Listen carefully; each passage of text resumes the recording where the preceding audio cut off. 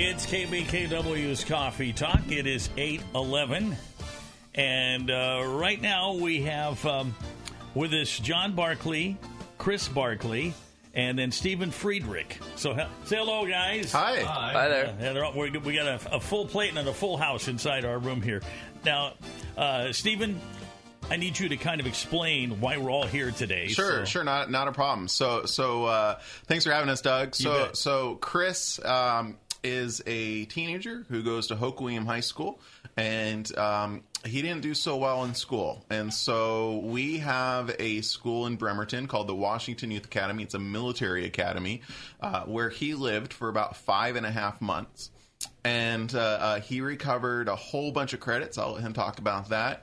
And then he transferred back to his school at Hoquiam High School, and to basically so he can graduate on time. And it's a pretty cool program. And so Chris, why don't you dive into that a little bit? And and tell us a little bit about why you went and what you did. Well, I went because I was credit deficient by 5.5 credits, and I was off track, and I was going to be a super senior or a super senior. Wait, now what is a super senior? When you're held back during your senior year. Oh, okay. And you have to get more. He was going to be like 19 or 20 by the time he graduated high school, and now he's going to graduate on time. Cross our fingers. Nope. And I mean, he still has a little way to go. What are you right now? I'm a junior. Okay. Right now. So you don't graduate till next year. Yes. So why now? How did you find out about this, and then why did you decide to go?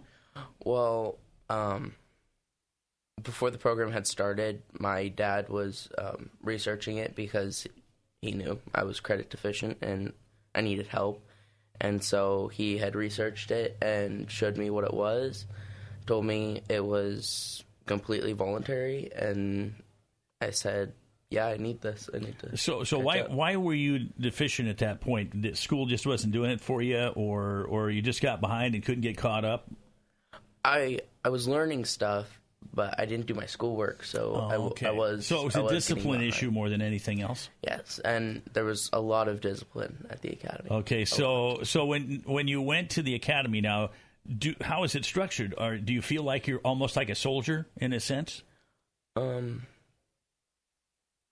In a sense, they do pick on everything that you do. Not really bullying pick on, but like they drill sergeant stuff. Drill sergeant. They get up on like, it. You did basic training.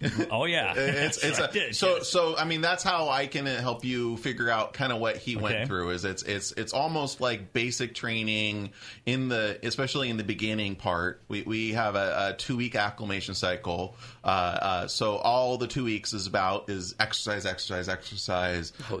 Tell him a little bit. You guys should have real drill sergeants too. I bet you from the National Guard. A lot of our cadre did do military service, but the Smoky Bear hats. Yes. That'll get your attention really quick. I mean, They all wear the hats, and they take the hats off after the 2-week acclimation period, and that was kind of like the process. Like, all right, we don't need this hat anymore, and they empower the cadets to have their own leadership among themselves, to police themselves, to take charge, and I know toward the end you actually did a little bit of that, didn't you? To get like a leadership badge or something like that. Yeah. So when you start, do you have like, or are you in a barracks or are you in little apartments or? No, it's called the Bay, and it is a long hallway with 55 bunk beds. Barracks. Yeah, we have. So we have barracks. So we start with. We just started a new cycle. So every year we have 2 cycles. One starts in January. One starts in July. And these are cadets that come from all over the state. Like I said, John and Chris came from here in Aberdeen, Hoquiam, and but we also have cadets that come from Tri-Cities and Spokane and Bellingham, and they all live together. We have 3 platoons platoons and 3 floors of barracks. 2 are for the guys and 1 are for the gals. And, so the girls have their own. That's right. Academy too. And they all go to school together. Okay. There is some interaction among the other sex, but not a lot, right? I mean, there's some extracurricular activities that they go out into the community together, or they'll do like archery together and stuff like that. You can shoot arrows, but can you dance? Let's go shoot arrows together. And I mean, there's a lot of discipline, especially in the beginning. It lightens up toward the end a little bit. Although I still saw, if they're talking and they're not supposed to be talking, then they end up on the floor. How many push-ups do you think you did during the whole cycle? If you had to randomly guess, thousands or hundreds? A couple thousand. Now, did you have to run everywhere that you went to? You couldn't walk? Well, during our cycle, there were medical complications with some other cadets, and so we were put on a walking profile. Okay. But once that was all cleared, it was running everywhere. Yeah. So, but that's good. That's right. So, what did you learn from this? Besides the scholastic part of it, but what did you learn about yourself and how discipline, if you're disciplined, can push you the direction you want to go that it didn't seem like you were able to go before? Is that too long of a question? Kind of, yeah. Okay, so how do you feel now that? Okay, how do you feel now that's different than when you left? Oh, I'm a lot more focused in school. I feel like if I put my time into more useful things like my homework, it gets done. And so it's a good feeling knowing that I'm able to do that. And back in school, there was a lot of distractions, and so it was difficult for me. And so what were the distractions, and how are you going to keep from being distracted by them now? Technology, friends, just overall, I don't want to do this. Now, are you the fact that you went through this and have done this, and they see, and I think there's going to be obvious changes in the way you are, your manner, and everything. Do they think of it as kind of cool and look up to you for doing this? I don't know if people look up to me, but I do think people find it cool that I do that. I mean, my dad has a giant Facebook page about it, so. Well, yeah, and that's tough. There's a lot of kids that would have issues doing it because they wouldn't be able to adapt to the discipline that you had to adapt to. Word of mouth is probably our biggest recruitment of candidates and cadets, is people who have gone through the program. They tell their peers, and then the peers end up finding out about it and like, hey, that's really interesting. You did it. I think I can do it. And then we start seeing actually support networks being built among cadet graduates who I'm pretty sure I saw a photo of you doing a bunch of FaceTiming with a bunch of cadets, or didn't I, or something like that? Oh, yeah. So I mean, you talk to. I mean, you're still talking to these cadets that you lived with for 5.5 months, and they're going to be your friends for life potentially, especially some of them. And that's something that we really build in, and that's something that I think is really similar to that Army experience that you went through. So yeah, see that picture up there? That's me when I just turned 18, right there. Nice. See, I was in the military, and it's very young looking me. What's interesting is that not everyone who goes through our program will go to the military. It's in fact, it's actually a pretty small percentage. I think the last cycle I counted about a year ago, we had like 150 graduates, and of those, maybe 10 ended up going into the military, something like that. So it's not a really super high percentage, and some of them go because they're like, oh, this is the best experience for me, I'm definitely going, and some of them were maybe thinking about going, and then they went through air and like, gosh, if this is what the youth academy was like, I bet the Army or whatever is going to be way worse, and I don't really want to go through that. But so what we do is we prep the cadets to have like career education and financial literacy, and let them know about college options and career technical options. We go to like different career fairs. We do mock job interviews. We basically help prep them for alternatives other than just military and college. So how long has the school been in operation? 10 years as of right now. Okay. We started, our first class was 2009, and we just brought in our, I think it's our 20th class. So, but you only have one location right now. In Bremerton, yeah. So there's been a drive among the program is run by the National Guard, and about 75% of the funding comes from the federal side, the Department of Defense. That last chunk, 25%, comes from the state, and so our general, who is in charge ultimately of our program, is interested in a campus in Eastern Washington, since we are driving a bunch of folks from there, and that is a bit far for folks to drive. So right now it's just kind of in talk, sort of in long-term strategy phasing. There now, how isn't much like does it cost anything for the student? No. Oh, wow. Well, there is a packing list That's that true. you are that you need to buy before you go. So it does cost stuff to get there, but once you're there, it's free. Hey, old man, how much did it cost you to get him there? Well, I think a couple $100 with. That's not bad. With his boots and his personal gear. Okay. And then he applied for the scholarship to actually go there. He had to go through 2 on-site interviews to actually be screened and all that for the for acceptance to it. Mm-hmm. As it is a voluntary program, he had to be committed to do it.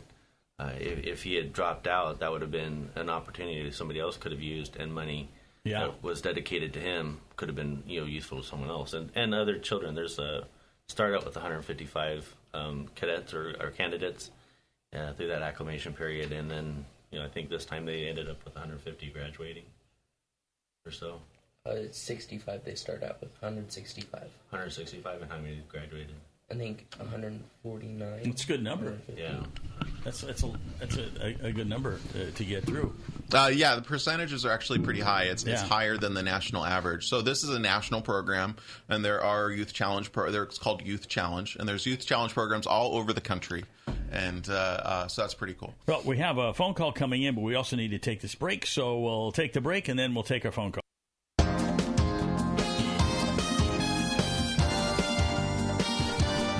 It's KBKW's Coffee Talk. It is 8:24, and we have a listener on the line. You still there? Hello? Yeah. Hi there. You're on the air. Hi. Okay, awesome. So, hi, Chris. Also, I wanted to let you know that I just looked on their website, and they are providing boots now. That was the hardest thing to purchase. Oh, this is his mom. Oh. This is his mom, Michelle. Sorry, Michelle. Go on. I'm sorry. Hi. So, and the boots were so hard to purchase because you have to fit them right, and it was the hardest thing. So anyway, they are providing those now. So not only were they hard to find, and they were the most expensive thing, the whole packing list was about $500. Okay. But it's well worth it, because there's clothes and T-shirts and things like that. But the boots were a big portion of that $500. So where did you end up getting the boots? Where do you get the boots? Because there's. I found the ones for him on Amazon, and we had to go through 4 pairs before. Luckily, we had the Amazon wardrobe, so we were able to pull a bunch of pairs, have them try them on. We couldn't find the right boots at Dennis Company, though we tried. I went to Dick's Sporting Goods and you name it, every place I could think of, and finally we just went on Amazon. But now the WYA is providing the boots that they feel are the best. But I'm sure Chris can tell you that you're still going to want insoles. Definitely going to need insoles. You are running a lot and doing a lot of jumping. You are going to need insoles. Been there, done that. and I encourage, and I'm sure Chris encourages it too, if you do send your kids, don't skimp on the cheapest socks. Really get some really good boot socks. We had to spend close to $9 a pair for boot socks, but they really make a huge difference, especially in the colder weather and keeping their feet healthy. So something to keep in mind if, somebody's thinking about sending their kids. I think Michelle would agree that Chris is a great kid. He's always been a great kid. You don't have to be a troublemaker, even though that could be one of your struggles with your child. Your child doesn't have to be in a court a situation, but on his way to or her way to a court situation. Chris was always a really great kid. But as they get older, they can say no, and you really can't do anything, And then that no snowballs into things. Whether they're struggling with some personal things at school, whether they're struggling with personal things in their family, or whether they're struggling with personal things in themselves. His mom and I, Michelle and I, both looked at the academy. And when I think, Michelle, when we found out we couldn't just drop them off and they would keep them, we were like, oh, now we have to convince dude. Okay, great, right? So he took the challenge, and it was an exceptional idea to his mom presented her reasoning behind it, and I presented my reasoning behind it. And as parents, you can look at them and say, look, this is a challenge that you can put forward to yourself, and there's a waiting list of students, cadets or candidates that are out there, and then your son or daughter has to vie for that position, because they are, and like Chris will tell you, in the next coming half hour, he'll tell you, it's military school, it's military boot camp for the first 2 weeks. You're up at 4:45, you're running. You have people banging on garbage cans to get you out of bed. If everything other than shooting over your head with guns, he was experiencing, boot camp. And I think, sorry, Michelle, but I think, for her, it was a great experience for him. Now, I have a question for you, Chris. If your mom and dad tell you to drop for 20, you're going to do it? Yes. Okay, there you go. He hasn't yet. Oh yeah. You can test him here on the show if you want. It's 8:29, and we're going to take a break, and then we'll be back.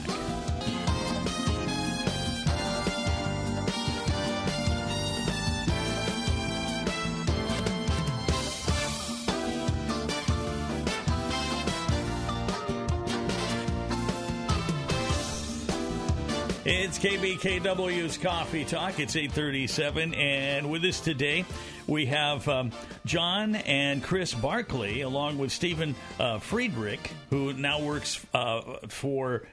Now you work for the National Guard. It's for the military department, which is under the military departments, the National Guard, the Washington Emergency Management Division, and the Washington Youth Academy. And that's why we're here today, is with Chris talking about the Washington Youth Academy. So, and then that's your new job for what? Public information officer. Yeah, for what, 4 years now, or how long? Have you been gone? For about 4 years. So as you know, I used to be the editor with the Vidette and worked at the Daily World for quite a few years. And just in case of people, Stephen Friedrich, it's not the same person. Yes. Yeah. So that's me. And so I take photos, I write, I help out with media. That's my job. It's been really cool. It's been a really good adventure, and I really enjoy the Youth Academy in particular, because every year I help hundreds of at-risk youth realize their potential and help the cadre, help the staff, and help folks like Chris here, and to ultimately become really, really good citizens. Now, was Chris your first Grace Harbor cadet? No, we've had a couple over the years. Mm-hmm. But I'll be honest. We don't have a whole lot of cadets from Grace Harbor County, and I think this county in particular could benefit. I know there's a lot of teens here who struggle, who maybe are looking for an alternative, and I know our Youth Academy can definitely help with that. So pitch on our website so anybody can apply. Our next cycle starts in July July. We just had one start in January, so the one after that starts in July, and it goes for 5.5 months. And our website's mil.wa.gov, and then they just click on Youth Academy, and then we have a bunch of information on that website. No, that's great. Okay, now, Chris, did you eat like in a mess hall? Yes, it was called the Defect, and we all ate together. We would line up, and there were cadets on kitchen duty. That's called KP, folks. Yes, and then we'd go through the line, and as candidates, we would all stand until everybody got their tray, and the cadre would have us take seats and start eating our food. After the 2 weeks of acclimation were over and we were cadets, we were able... What would they call out for you to drop, though? What would the cadre say for you to know that it's time to eat? They would go through a routine saying, place, trays, take, seats, and then eat. Well, I thought it was like drop it like a rock or drop like a rock or something. The cadets would say that. Yeah. Oh, I got you. Drop like a... Oh, I got you. So did they? What now?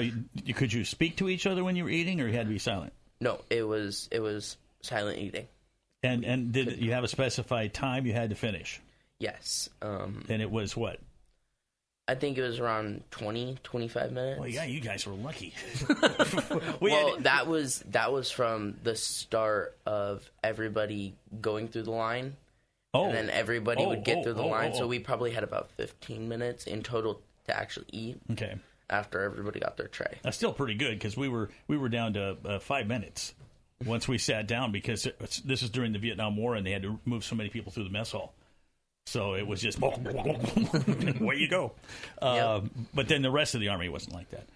So if you were going to sell the idea to your friends or if somebody comes up and asks you, what are you going to say about the Academy? What are the things that you really think are the high points and the things that you want to talk about? It's completely voluntary. It's 8 credits in 5.5 months. And for me, that was about 1.5 years worth of credit retrieval. And it's just overall a great option to go with if you are credit deficient.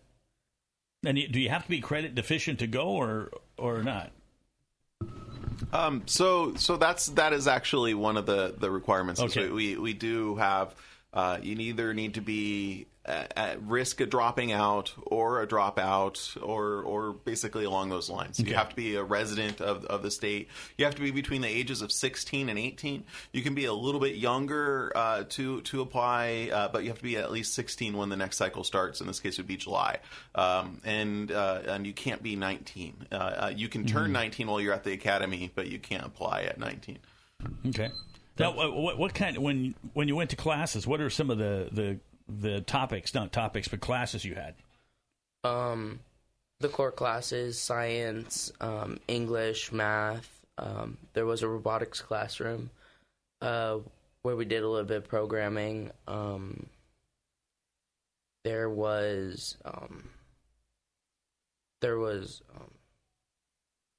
like a study skills class where we would like just get our homework done, so it was kind of like an study hall kind of thing. Yeah, and that's pretty much it. Now, did you have homework that you did back at the barracks, or did you usually have everything wrapped up by then, or did you still have to? Oh yes, there was homework back at the barracks, and it was pretty funny because the teachers wanted to instill the do your homework at home feeling, so they wouldn't allow you to do the homework at the classroom. Okay. But the cadre would give you time to do your homework at your home, the bay. And so that kind of gave you the feeling of, okay, do this when I get out of school, turn back in when I get back in school. So it's kind of like going home, except the home was a barracks in this case. Yes. So you would recommend this for a guy or a girl? Definitely. Now, how about the girls? Did you get any kind of connection going there at all? I mean, it is very limited. There are special events where you are able to exchange very little conversation, but if you do conversate with the other the other platoons, the 2nd platoon or 3rd platoon, there was disciplinary action. There were consequences. So he did mention the platoons. So we have 3 platoons, and we have 1 just for females, just for women, and then we have 2 for the guys. We have 1 for a little bit older guys, and then we have for younger. And he was in the one for a little younger. Okay. And you had, what, 90 in your platoon? 55. 55. And did you wear? You had a uniform that you wore. What did you wear? So on Monday through Friday during school, it was called our BDU uniform, and they were like Army-issued uniforms. Oh, okay. But they had like cargo pockets and stuff, and we had ribbons and ranks, and for PT, we had a gray T-shirt and blue shorts, and that was on the summer days during July and like the beginning half of the cycle. But the end half of the cycle, since it got really cold, we wore gray sweat top and gray sweat bottoms. And those were called our PT colds. Now, are you allowed to take that with you? Yes, I still have both pairs of my PT colds. Okay.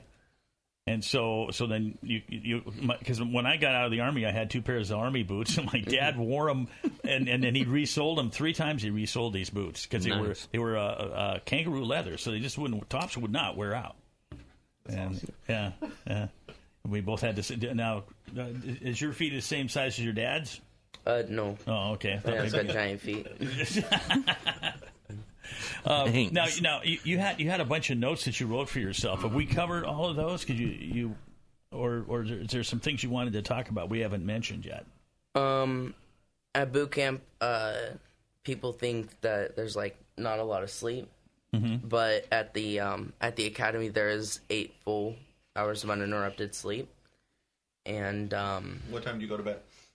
We go to bed at 8:45.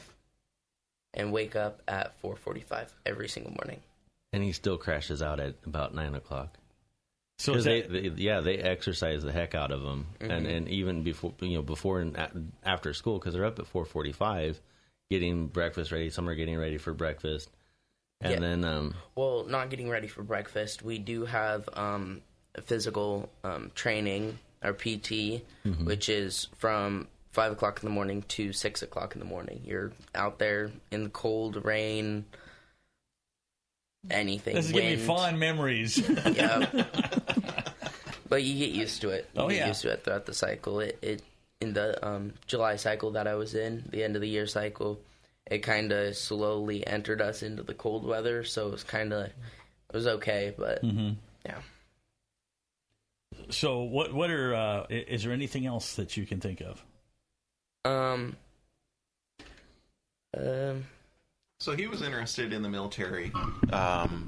If you want to talk about that, I mean, you were kind of interested. I'm not sure where you are right now. Well, I think before they go into that, talk about some of the community volunteer stuff that you did. Talk about the hazard stuff you did, and talk about. So we complete a minimum of 50 hours of, we call it service to community because courts call it community service. And it's not that. We're actually helping people out, and we go to parks and clean up. We go to,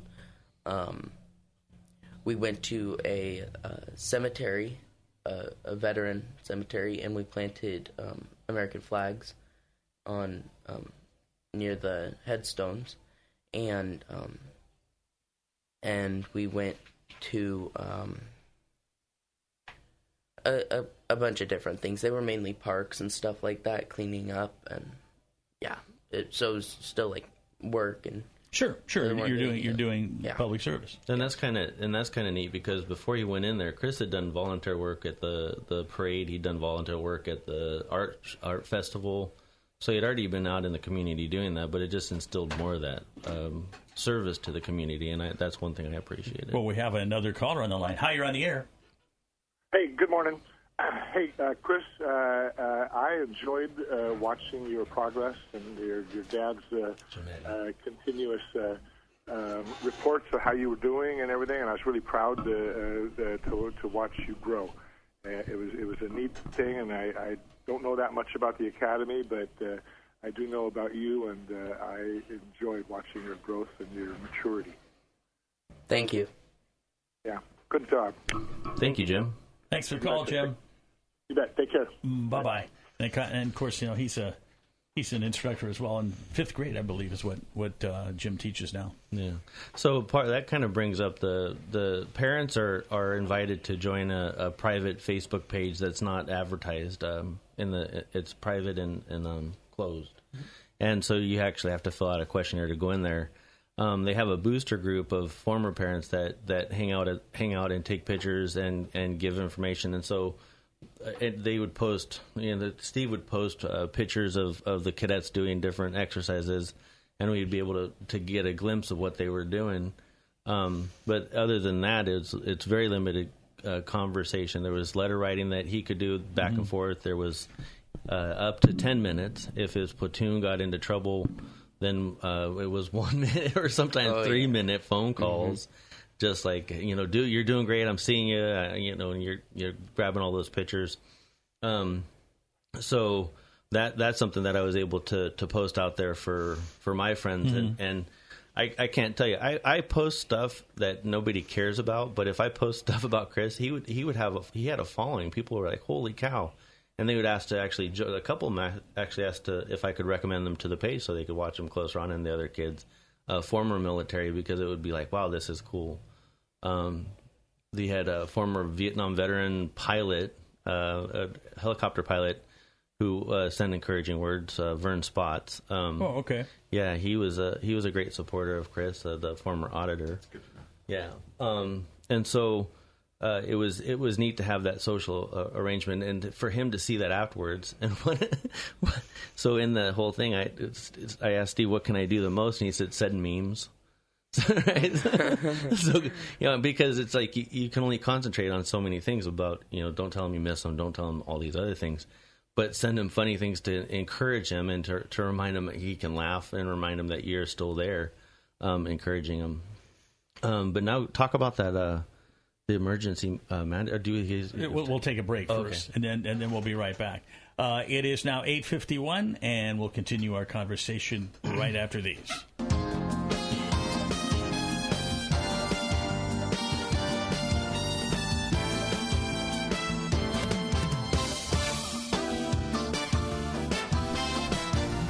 It's KBKW's Coffee Talk, and we have John and Chris Barkley with us, and Steve Friedrich, and we're talking about this. Now, what is the official name of the academy? Washington Youth Academy. Washington Youth Academy. That's right. And there's some other things that we were just kind of discussing during the break that you wanted to bring up.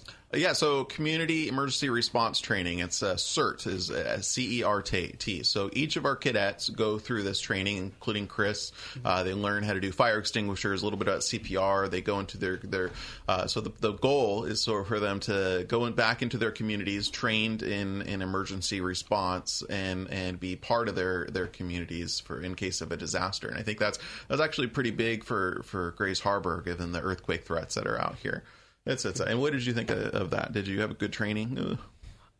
It was the whole campus was turned into an emergency response set. There was a fire area where we had like a buddy system on how to use a fire extinguisher, and then we had this tall firehouse where we had to get people out and like conduct first aid on them, and we had and just the basics of how a real emergency would look like, but there would be a lot more on the line.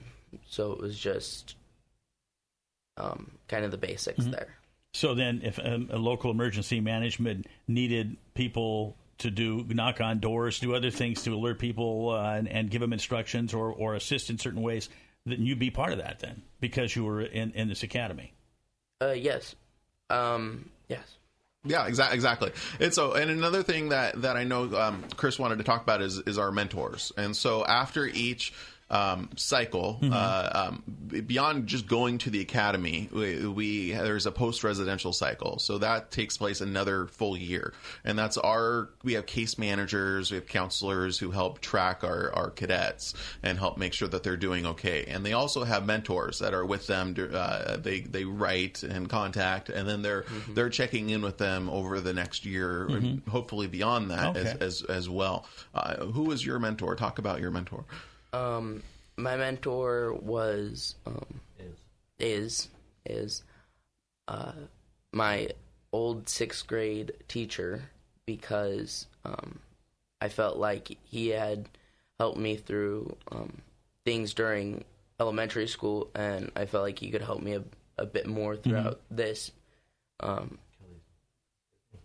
His name is Kelly Stewart. He works at AJ West Elementary School, and I felt like he could help me through the rest of this academy and the rest of this year, and it was very nice to know that he was. Now, were there times at the academy that you were going, oh man, I don't know if I should have done this or not, this is pretty tough, or you going, oh yeah, I'm going to do this? There were definitely times where I thought, yes, it was pretty tough. And what happened to make you think that? Was there a certain thing they made you do, or just kind of tired, or what? Just the being away from home. Yeah, the homesickness and especially the first 2 weeks is always the hardest. That's what we have. It's called the acclimation phase, and I know you jotted down a couple notes on that, but maybe stress. How was that like for you? The acclimation phase. Homesickness was very prominent in a lot of other cadets, and I was like, why am I not feeling homesick? But it was really weird because, like, from week 3 to week 5, I could barely eat anything. I was like, oh my God, I feel terrible. I miss home so much. And so so that's when the homesickness hits you at that time. If it doesn't hit right away, it's going to hit. I think you were just so focused on getting through the first 2 weeks that kept your mind occupied more. Probably, yes. We have just about 2.5 minutes left. Anything else that happened or you want to talk about? I think from the parent side of things, from Chris's side of things, he lost 35, 36 pounds in the duration of it, but it gave him a new sense of, and I've seen it afterwards, a new sense of confidence in himself and his ability to do things. There were some really apathetic youth there, and he was starting to get into the role where, why do I have to do stuff? And it in a neutral setting, like Kelly Stewart will take and guide him on a neutral setting. He has that extra support that's not parental, that's not family, that he can remove himself from.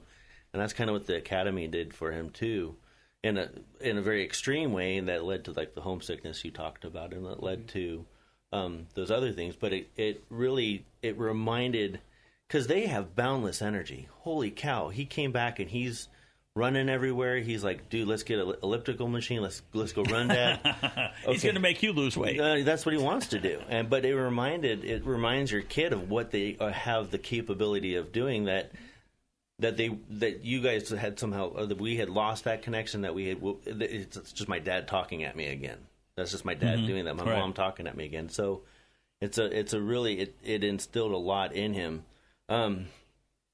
There was some parents that talked about doing the 90-degree pivot or whatever that is everywhere. He still has that, where he'll cut corners. He won't cut corners, but he'll get to a corner and turn. Right. Yeah. So you can still see that, and I think over time, he'll keep that in mind. And he does have a lot of good options in his future. Military being one of them, college being one of them. We've talked about the ROTC a bit. We've talked about just regular. Yeah. So I want to make a last pitch on our website. So it's mil.wa.gov. You click on Youth Academy. You can find out how to apply. You can frequently ask questions. You can go to our Facebook page. You just search for Washington Youth Academy on Facebook, and we'll answer your questions there on Messenger. So it's just, that's our way to help you out. Okay. Well, thanks for being with us.